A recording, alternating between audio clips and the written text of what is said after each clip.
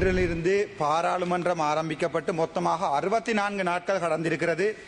இன்றைய தினம் எனது முறைப்பாடு, எனது பாராளுமன்ற சிறப்புரிமை மீறப்பட்டிருக்கின்றது என்றது தொடர்பான எனது முறைப்பாட்டின் 36வது நாள் கடந்திருக்கிறது. உங்களுக்கு தெரியும், பாராளுமன்றத்திலே ஒரு பாராளுமன்ற உறுப்பினர் மக்களால் தெரிவு செய்யப்படுகின்ற போது மக்களின் பிரச்சனைகளை கதைப்பதற்காக நேரம் ஒதுக்க வேண்டும். அதற்காகத்தான் விகிதாசார முறை இருக்கிறது. இன்றிலிருந்து 64 நாட்கள் முதன்முறையாக நான் முறைப்பாடு செய்து 36 நாட்களின் பின்னர் எனது நேரம் ஒதுக்கவில்லை என்பதற்கான விடயத்தை பாராளுமன்றத்துக்கு சொல்வதற்கு முதலாவதாக இந்த பாராளுமன்றம் சந்தர்ப்பம் தந்திருக்கிறது. அந்த விதத்திலே எனது அரசாங்கத்தில் எனது நிலைப்பாடை நான் மாற்றிக்கொள்கிறேன். 64 நாட்கள் நான் காத்திருந்தேன் எனக்கு கதைப்பதற்கு நேரம் கிடைக்கும் என்பதற்காக.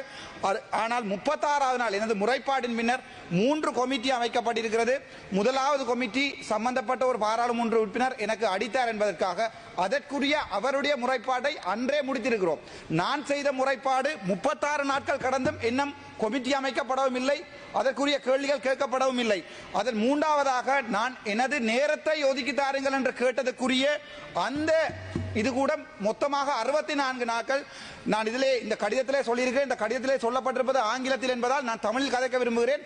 என்னுடைய தமிழ் மக்கள் இதை தெளிவாக புரிந்து கொள்ளணும். ஏனென்றால் 64 நாட்கள் ஒரு பாராளுமன்ற உறுப்பினரை கதைப்பதற்கு தாங்கள் இடம் கொடுக்காவிட்டால் அது அரசாங்கத்தினுடைய வெட்கங்கெட்ட செயல். ஏன் இவர்கள் பயப்படுகிறார்கள்? சாதாரணமான ஒரு பாராளுமன்ற சுயேட்சை பாராளுமன்ற உறுப்பினர்கள் கதைப்பதற்குரிய நேரத்தை அல்லது அந்த நேரம் ஏன் அவர்கள் ஒதுக்கவில்லை என்பதற்காக ஒரு கமிட்டியை போன் பண்ணதற்காக 36 நாட்கள் நான் வெயிட் பண்ணி கொண்டிருக்கிறேன். இது எந்த வகையில் நியாயம்? 1974 இதில் உள்ள விஷயங்களை சொல்கிறேன்.